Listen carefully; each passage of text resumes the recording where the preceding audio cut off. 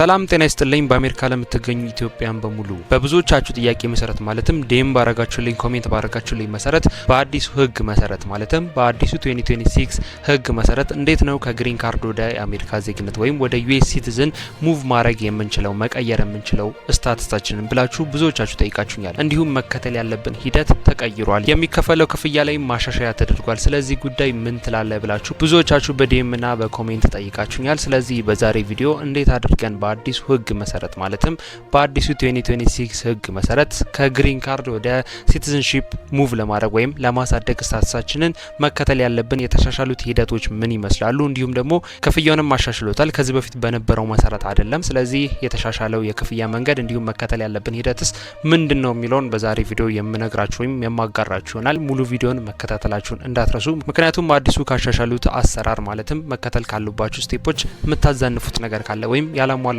ነገር ካለ እንደነገርኳችሁ ከግሪን ካርድ ወደ ዩኤስ ሲቲዝን ሙቭ ማድረግ አትችሉም ማለት ነው። ስለዚህ ሙሉ ቪዲዮን መከታተላችሁ እንዳትረሱ። ነገር ግን ከዛ በፊት እኔን ለማታውቁኝ ሰዎች ጆሲ ይባላለሁ። እንደዚህ አይነት ከስራ ጋር ከቪዛ ጋር እንዲሁም ከዩኤስ ኢሚግሬሽን ጋር የተገናኙ ቪዲዮዎች ነው ማዘጋጀው።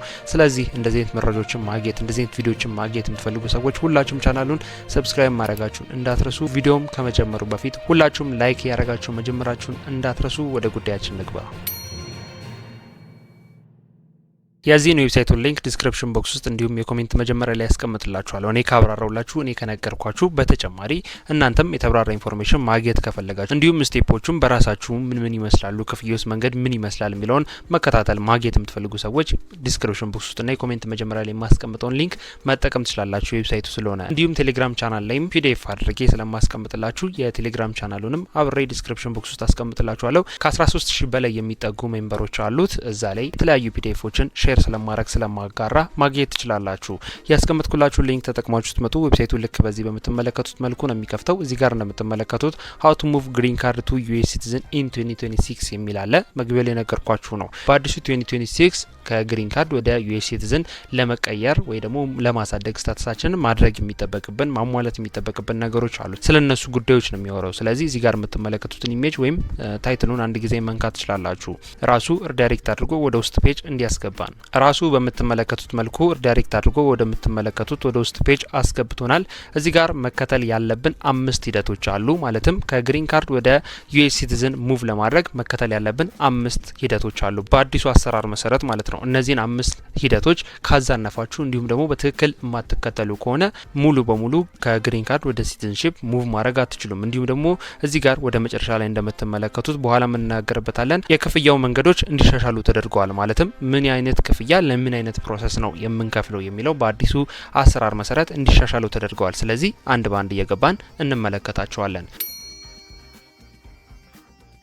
የመጀመሪያው በአዲሱ አሰራር መሰረት ከግሪን ካርድ ወደ ዩኤስ ሲቲዝን ሙቭ ለማድረግ በምንሞክርበት ጊዜ ማወቅ ያለብን ነገር ያለንን ኤሊጂቢሊቲ ወይ ደግሞ ከግሪን ካርድ ወደ ዩኤስ ሲቲዝን ሙቭ ለማድረግ ብቁ ነኝ የሚለው ነው። ወይም ደግሞ ይህንን ነገር ማለትም ዩኤስ ሲቲዝን ለማግኘት ብቁ ነኝ የሚለውን ቼክ ታደርጋላችሁ።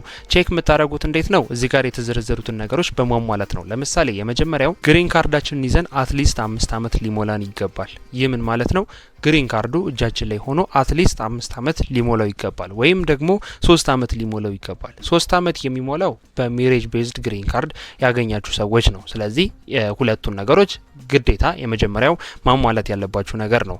ከዛ መቀጠል ደግሞ ለ30 መንዝ አትሊስት ለ30 ወራቶች በፊዚካሊ ማለትም እናንተ ራሳችሁ ከዩኤስ ሳትወጡ ግሪን ካርዱ አይደለም ያልኩኝ ያለሁት ግሪን ካርዱም እናንተም ከአሜሪካ ሳትወጡ አትሊስት ለ30 ወራቶች ለ30 መንዝ አሜሪካ ላይ ፕሬዘንት ማድረግ መቆየት ይጠበቅባችኋል ማለት ነው። ስለዚህ እነዚህን ታሟላላችሁ። ከዛ መቀጠል ሞራል ካራክተር አሟላለሁ ወይ የሚለውን ቼክ ማድረግ አለባችሁ። ሞራል ካራክተር ሲባል ለምሳሌ ክሊን የሆነ የክሪሚናል ሪካርድ ማለት ነው። ወይ ደግሞ የወንጀል ሪካርድ የሌለባችሁ ሰዎች መሆን አለባችሁ። በእነዚህ በምትቆዩባቸው ጊዜያቶች ማለትም በ30ዎቹ ወራቶች ውስጥ አሜሪካ ላይ በምትቆዩበት ጊዜ እንደነገርኳችሁ ክሊር የሆነ ክሪሚናል ሪካርድ ሊኖርባችሁ ይገባል ማለት ነው። እንዲሁም ደግሞ እንግሊሽ ኤንድ ሲቪክ የሚባሉትን ማለትም የአሜሪካ እንግሊዝኛ ቤዚክ የሚባለውን እንዲሁም ደግሞ የአሜሪካን ሲቪክ አውቃለሁ ወይ የሚለውን ማወቅ አለባችሁ። የመጀመሪያው ስቴፕ ምንም ነገር ከማድረጋችሁ በፊት እነዚህን ማሟላት አለባችሁ። የኛው እጅግ በጣም ቀላልና ቤዚክ የሚባለው ስቴፕ የመጀመሪያው ይህን ይመስላል። ሁለተኛ ማድረግ የሚጠበቅባችሁ በአዲሱ አሰራር መሰረት ማለት ነው ፋይል ፎርም ኤን400 የሚባል አለ ወይ ደግሞ ይሄንን እዚህ ጋር የምትመለከቱትን ኤን400 ፎርም መሙላት አለባችሁ። መሙላት ያለባችሁም 3 አመት ወይም 5 አመት ከመሙላቱ ከ90 ቀናት በፊት ነው መሙላት ያለባችሁ። ኢት ሚንስ ምን ማለት ነው? ቢፎር 90 ዴይስ ማለት ነው። ከ90 ቀን በፊት ማለትም በ3 አመት ከሆነ ሜሬጅ እንደሆነ ተነጋግረናል። በ5 አመት ከሆነ ደግሞ ኖርማል ግሪን ካርድ የያዛችሁ ሰዎች መሆን አለባችሁ። ስለዚህ እነዚህ ጊዜያቶች ከመድረሳቸው በፊት ማለትም 5 አመት ከመሙላታችሁ ወይም 3 አመት ከመሙላታችሁ ከ90 ቀናት በፊት ቀድማችሁ ኤን400 ፎርምን ትሞላላችሁ ማለት ነው። እንደነገርኳችሁ እርሊ ነው የሚሞላው ቢፎር 90 ዴይ ማለት ነው። ወይም ከ90 ቀን በፊት ነው መሙላት የሚጠበቅባችሁ ማለት ነው። ስለዚህ ሁለተኛው ስቴፕ የሚሆነው ኤን400 ፎርምን ፋይል ማድረግ ወይም መሙላት ነው የሚጠበቅባችሁ። ሶስተኛው የባዮሜትሪክስ አፖይንትመንት ይይዛላችሁ። ግዴታ ማወቅ ያለባችሁ ነገር የባዮሜትሪክስ አፖይንትመንት ይይዛላችሁ። ኤን400 ፎርም በሞልታችሁ ሰሚት በምታደርጉበት በምታስገቡ ኦንላይን ነው ባይዘው የሚሞላው። ስለዚህ ሞልታችሁ በምታስገቡበት ጊዜ የባዮሜትሪክስ አፖይንትመንት ይያዝላችኋል ማለት ነው፣ ወይ ደግሞ ቀጠሮ ይያዝላችኋል። ባዮሜትሪክስ ላይ ለምሳሌ የአይን አሻራ ትሰጣላችሁ፣ የጣት አሻራ ትሰጣላችሁ፣ እንዲሁም ደግሞ ሌሎች የሚያስፈልጉ ፋይሎችን ታሟላላችሁ ማለት ነው። ከነሱ የሚጠይቋችሁ ዩኤስሲአይኤስ የሚጠይቃችሁ ወይም የአሜሪካ ኢሚግሬሽንና ዜግነት አገልግሎት የምንለው የሚጠይቃችሁን ዶክመንቶች ፋይል ታረጋላችሁ፣ ታስገባላችሁ ማለት ነው። ስለዚህ የሶስተኛው ስቴፕ አፖይንትመንት መያዝ ነው ለባዮሜትሪክስ ማለት ነው። አራተኛ መከተል ያለባችሁ ስቴፕ በአዲሱ አሰራር መሰረት እንደነገርኳችሁ እነዚህን ስቴፖች አንድ ባንድ መከተል ስላለባችሁ ነው ዝርዝር እያደረኩኝ እየነገርኳችሁ ያለው። ስለዚህ በአራተኛ ደረጃ ኢንተርቪውና ኤግዛም ይኖርባችኋል ማለት ነው። ሪቪው ተደርጎ ማለትም በሁለተኛ ደረጃ ኤን400 ፎርም ሞልታችሁ ስታስገቡ ጥያቄዎች ይጠይቃችኋል። ኤን400 ፎርም ማለት ነው። ለምሳሌ ከናንተ ጋር የሚገናኙ በእነዚህ 5 አመታቶች ውስጥ ስላሳለፋችሁት ህይወት ሊሆን ይችላል። እንዲሁም ደግሞ ስለ ባክግራውንዳችሁ ከዚህ በፊት ለምሳሌ ከኢትዮጵያ እንደመጣችሁ ይታወቃል። ስለዚህ በኢትዮጵያ ውስጥ ስላላችሁ ሁኔታ ወይም ደግሞ ከሌላ ሀገርም ከሆነ ሄዳችሁ ስለዛ ትጠየቃላችሁ። ስለ ዜግነታችሁ ትጠየቃላችሁ። ስለነበራችሁበት ስለምታሳልፉት ጊዜ፣ ስለ ስራችሁ የመሳሰሉት አይነት ነገር ዲቴል ኢንፎርሜሽን ይጠይቋቸዋል። ስለነሱ በምትጠይቁበት ጊዜ ትክክለኛ ምላሽ ነው መስጠት ያለባችሁ። ምክንያቱም ኤን400 ላይ የምትሞሉት መልስ ማለትም በጥያቄዎች መሰረት የምትመልሷቸው መልሶች ይያዛሉ፣ በደንብ ይይዟቸዋል። ከዛ በመቀጠል እዚህ ጋር በአራተኛ ደረጃ ለኢንተርቪውና ለኤግዛም ታይም ላይ ከኤን400 ራሳችሁ ከሞላችሁት ለጥያቄዎቹ ከሰጣችኋቸው መልሶች በመነሳት ራሱን ጥያቄ ይጠይቋችኋል። ከዛ ኤን400 ላይ የሞላችሁት መልስና በአካል ተገኝታችሁ የምትመልሱት መልስ የተለያየ ከሆነ ዜግነት ማግኘት እድላችሁ ሙሉ በሙሉ ይቋረጣል ማለት ነው፣ ወይም ፌል ያደርጋል ማለት ነው። ስለዚህ ኤን400 ላይ የምትሞሉት እያንዳንዷ መልስ እርግጠኛ መሆን አለባችሁ። ምክንያቱም ራሱን ጥያቄ ትንሽ ብቻ ፎርሙን ቀየር አድርገው ወይ ደግሞ አይነቱን ብቻ ትንሽ ቀየር አድርገው መልስ ይጠይቋቸዋል። ግን መልሳችሁ ለእናንተ በምትመልሱበት ጊዜ የተለያየ አይነት መልስ እዚኛው ላይ ሌላ፣ ፎርሙ ላይ ሌላ፣ በአካል ደግሞ ሌላ አይነት የምትመልሱ ከሆነ ችግር ስለሚፈጠር ኤን400 ላይ የምትመልሷቸው ምላሾች እውነተኛና ግልጽ መሆን አለባቸው። ልታስታውሷቸው የምትችሏቸው መሆን ይጠበቅባቸዋል። ስለዚህ በኢንተርቪው ወቅት ኤን400 ላይ ያሉትን ጥያቄዎች መልሰው ይጠይቋቸዋል ማለት ነው። ከዛ መቀጠል የእንግሊዝኛ ፈተና ይጠይቋቸዋል ማለት ነው። ጀስት ቤዚክ ያዋራቸዋል ማለት ነው። ኖርማል ኮሚኒኬት ማድረግ ነው እንጂ ያን ያህል ትልቅ ውስብስብ የሆነ የእንግሊዝኛ እውቀት አይፈልጉም። ጀስት ቤዚኩን መግባቢያውን ያክል ነው የሚፈልጉት። ስለዚህ እሱን ይጠይቋቸዋል ማለት ነው። ይህም በጣም ቀላል ነው። ከዛ መቀጠል 10 ጥያቄዎችን ይጠይቋቸዋል። የሲቪክ ጥያቄዎች። ሲቪክ ጥያቄዎች ማለት ለምሳሌ ስለ አሜሪካ ሂስትሪ ሊሆን ይችላል፣ ወይም ደግሞ ስለ አሜሪካ ታሪኮች፣ እንዲሁም ስለ አሜሪካ ህገ መንግስት የመሳሰሉት አይነት ጥያቄዎች 10 ይጠይቋቸዋል። ከ10ሩ ጥያቄዎች ቢያንስ 6ቱን መመለስ ይጠበቅባቸዋል ማለት ነው። 6ቱን መመለስ እስካልቻላችሁ ድረስ የአሜሪካ ዜግነቱን ማግኘት አትችሉም። ምክንያቱም የሲቪክ ቴስቱን ስለወደቃችሁ ማለት ነው። ስለዚህ የሚጠይቋችሁ በአራተኛ ደረጃ ላይ ኢንተርቪውና ኤግዛም ወቅት ላይ እነዚህን የመሳሰሉት አይነት ነገሮች ይጠይቋቸዋል። አምስተኛና የመጨረሻው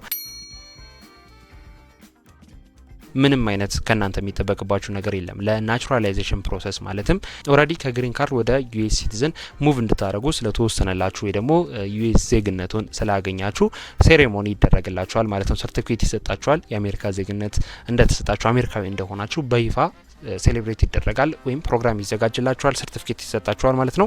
ስለዚህ አምስተኛው ስቴፕ ይህንን ይመስላል። ሌላው ማወቅ ያለባችሁ ነገር ይህ ነገር ሲደረግ ማለትም ከግሪን ካርድ ወደ ዜግነት ስትሄዱ፣ ወደ አሜሪካ ዜግነት ስትሄዱ ሁሉም ነገር ነጻ ነው ማለት አይደለም፣ ወይ ደግሞ ሁሉም ነገር ዝም ብሎ በነጻ ይሄዳል ማለት አይደለም። ከናንተም የምትከፍሏቸው ክፍያዎች አሉ። ከክፍያዎቹ መካከል የመጀመሪያው ኤን400 ፎርም በምትሞሉበት ጊዜ ማለትም እዚህ ጋር በሁለተኛ ደረጃ ፋይል ኤን400 የሚባለው ፎርም አለ። በሁለተኛ ደረጃ ትሞላላችሁ ያልኳችሁ ማለት ነው። እሱም በምትሞሉበት ጊዜ በኦንላይን እና በፔፐር የሚባል ነገር አለ። ወይም ደግሞ በኦንላይን ኤን400ን መሙላት ትችላላችሁ ወይም ደግሞ ዩኤስሲአይኤስ ቢሮዎች በመሄድ በአካልም መሙላት ትችላላችሁ። ነገር ግን የክፍያዎቹ ሂደት ይለያያል። በኦንላይን ሲሆን ወይም በዩኤስሲአይኤስ ድረገጽ በኩል ስትሞሉ $710 ትከፍላላችሁ። ነገር ግን በአካል ሄዳችሁ ማለትም ዩኤስሲአይኤስ ቢሮ ሄዳችሁ በምትሞሉበት ጊዜ ደግሞ $760 ትሞላላችሁ። የ$50 ልዩነት አለው ማለት ነው። ስለዚህ ኤን400 ፎርም በምትሞሉበት ጊዜ የምትከፍሉት $710 በኦንላይን አለ፣ 760 ደግሞ በአካል መሙላት ለምትፈልጉ ሰዎች ትሞላላችሁ።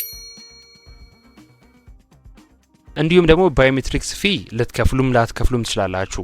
አንዳንድ ስቴቶች ላይ የባዮሜትሪክስ ማለትም አሻራ ለመስጠት እንዲሁም ፎቶ ለመነሳት የመሳሰሉት አይነት ባዮሜትሪክስ ኢንፎርሜሽን ለማስገባት በምትሄዱበት ለመስጠት በምትሄዱበት ጊዜ አንዳንድ ስቴቶች ላይ ክፍያ እንድትከፍሉ ትደረጋላችሁ። አንዳንድ ስቴቶች ላይ ደግሞ ከኤን400 ከሚባለው ፎርም ማለትም $710 ከከፈላችሁት ጋር አብሮ የሚያያዝ ይሆናል። ስለዚህ ይህ እንደየስቴቱ የሚለያይ ይሆናል። ስለዚህ ቶታል ልትከፍሉ የምትችሉት ለባዮሜትሪክስ እንድትከፍሉ ከተደረጋችሁ $710 ላይ የሆነ የሚጨምር ይኖራል። 100 ወይ $50 ነው የሚሆነው። ትልቁ እስከ $200 ድረስ ነው ሊያስከፍሏችሁ የሚችሉት። ስለዚህ ይህን ሂደት ይሆናል ማለት ነው። ስለዚህ ቶታል 710 እና ለባዮሜትሪክስ ከከፈላችሁ እሱን አንድ ላይ በማድረግ ምን ያህል ቶታል ሊጠበቅብኝ ይችላል የሚለውን ማወቅ ትችላላችሁ። አጠቃላይ በጣም ሄደ ጣሪያው ወይ ደግሞ በከፍተኛ ሁኔታ በጣም ውድ ነው በሚባል ደረጃ ከፈላችሁ ቢባል እንኳን $1000 አያልፍም ማለት ነው። ማክሲመሙ $1000 ነው። እዛም አይደርስም። ነገር ግን ከፍ አድርገን እንኳን ብናስበው ማክሲመም $1000 ድረስ ነው በጀት ሊያስወጣችሁ የሚችለው ማለት ነው። ስለዚህ በአዲሱ አሰራር መሰረት ማለትም በአዲሱ 2026 አሰራር መሰረት ከግሪን ካርድ ወደ ዩኤስ ሲቲዝን ሙቭ ለማድረግ መከተል ያለባችሁ 5 ስቴፖች እነዚህን ይመስላሉ። እንዲሁም ደግሞ የበጀቱም ጉዳይ የክፍያውን መንገድ ይህንን ይመስላል። የምትከፍሉት ክፍያ ይህን ያክል ነው ማለት ነው። በዛሬ ቪዲዮ አሪፍ ኢንፎርሜሽን በአጭሩ ሼር እንዳረኳችሁ ተስፋ አድርጋለሁ። ሀሳብ አስተያየት እንዲሁም ጥያቄ ካላችሁ ኮሜንት ላይ ጻፉልኝ። እንዲሁም ኔክስት በቀጣይ እንድሰራው የምትፈልጉት ቪዲዮም ካለ ኮሜንት መጻፍ ትችላላችሁ። በቀጣይ ቪዲዮዎችን ማዘጋጅላችሁ ይሆናል። የብዙዎቻችሁን ጥያቄ ማለትም በኮሜንትና በዲም ስጠይቁኝ የነበረውን ጥያቄ መልሻለሁ ብዬ ተስፋ አድርጋለሁ። መግቢያው ላይ እንደነገርኳችሁ ለዚህ ቻናል አዲስ የሆናችሁም ሰዎች እንደዚህ አይነት ከዩኤስ ኢሚግሬሽን ጋር የሚገናኙ ቪዲዮዎች ስለሆነ ማዘጋጀው ሁላችሁም ቻናሉን ሰብስክራይብ አድርጋችሁ ቤተሰብ መሆናችሁን እንዳትረሱ። ቪዲዮም ከመውጣታችሁ በፊት ሁላችሁም ላይክ ያረጋችሁ እንደወደዳችሁት እንደተመቻችሁ አሳውቁኝ። ምክንያቱም ላይክ ባረጋችሁ ቁጥር ምን ያህል ቪዲዮን እየወደዳችሁት እየተመቻችሁ እንደሆነ ስለምረዳ በርካታ ቪዲዮዎች ማለትም አዳዲስ ቪዲዮዎችን ቶሎ ቶሎ እያዘጋጀው እንድለቅላችሁ ይረዳኛል ማለት ነው። ስለዚህ ሁላችሁም ላይክ ያረጋችሁ እንደወደዳችሁት እንደተመቻችሁ አሳውቁኝ። እንዲሁም መግቢያው ላይ እንደነገርኳችሁ የቴሌግራም ቻናሉን እንዲሁም የዚህ ነው ዌብሳይቱን ሊንክ ዲስክሪፕሽን ቦክስ ውስጥና የኮሜንት መጀመሪያ ላይ ያስቀምጥላችኋለሁ። መጠቀም ትችላላችሁ። በቀጣይ በሌላ ቪዲዮ እንገናኛለን። ለሁላችሁ መልካም እድል፣ መልካም ጊዜ።